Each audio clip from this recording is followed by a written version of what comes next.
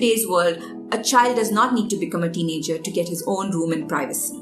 Yes, today's topic is the baby nursery, and I'm going to explore with you why it is so harmful for your child.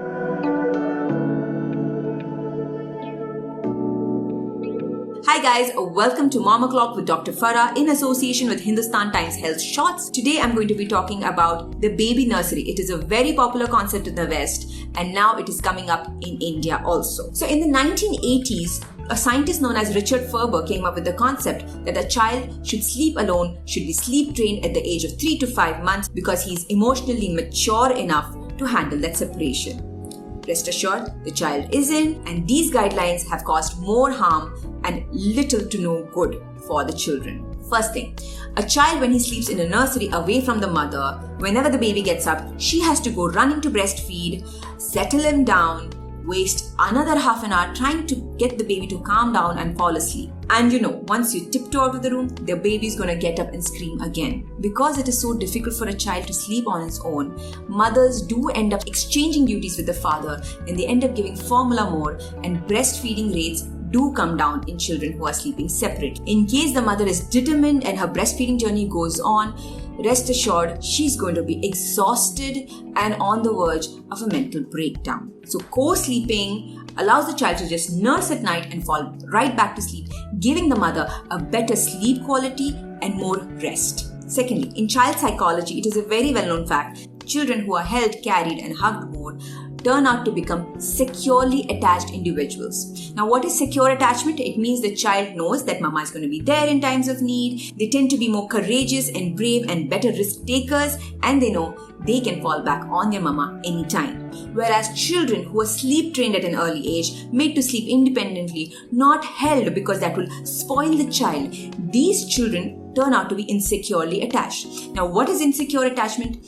When these kids grow up, they tend to have trust issues. Now, these trust issues start with the parents and then go on to their other relationships also. So in their delicate teenage years, they are rebellious, they don't know how to trust their parents, they're more prone to eating disorders because they go under peer pressure, they have poor family bonds, they have higher rates of suicide and, of course, depression. And the other shocking long-term effect of insecure attachment right from childhood is that these people grow up to become commitment phobic and add to the divorce epidemic that is engulfing the world these days. Sleeping separately at a young age not only makes the child insecurely attached, but it is also a life threat to the child. Here I would like to talk to you about SIDS or cot death. A cot death is a child suddenly, without any cause, just dies in his cot. Now, one of the reasons for cot death was that the child is made to sleep on his tummy, which is what they observed in sleep-trained children. They're exhausted into sleeping on their tummy because they keep crying for their moms and they just get defeated and fall asleep. Now, this position cannot be changed because at the age of 3 months, the child cannot roll over, so he ends up sleeping like that throughout the night. And when the baby sleeps in this position, there's an abnormal pressure on this part of the brain, which is the brain stem, and that's what controls respiration. So one of the reasons for cot death is sleeping in that position. Now, when scientists found out that one of the reasons for cot death is sleeping on their tummy, they gave the guidelines in the 1990s to make the baby sleep on the back. That was the Back to Sleep campaign. Now, Back to Sleep campaign wasn't an absolute hit because of the simple reason that sleeping the entire night on their backs gave flat spots to the baby, and that made the development slow in this child. So please keep the baby next to you.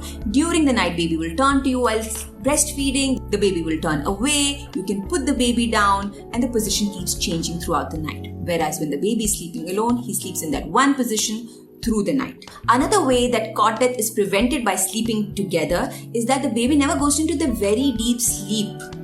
The baby is always a little awake because of the mother's breathing, the mother turning over, and the mother's movements. So the baby never goes into the very deep sleep, which is dreaded because that's a cause of cot death. And also the baby will be breastfeeding, which is the world's best pacifier. And pacifiers do have an effect in preventing cot deaths. So what is the best practice of putting babies to sleep? During the day, let your child sleep in a jholi. Yes, I said the word jholi. It is the poor man's crib. You can just take a piece of cloth, fasten it on two ends, or you can get these ready-made jholis that you get in the market for a very cheap price. In the jholi, the child is snug, the child can be pushed and soothed, and it feels like a swaddle, and it is one of the safest ways a baby can sleep. And the other safe way is in your arms, in the night, breastfeeding to his heart's content. That's all for today from Mom O'Clock, guys. If you're a new mother expecting or know someone expecting, please recommend my book Newborns and New Moms to them. It is available on Amazon right now. And also, I will see you next year. Happy 2021. Bye-bye.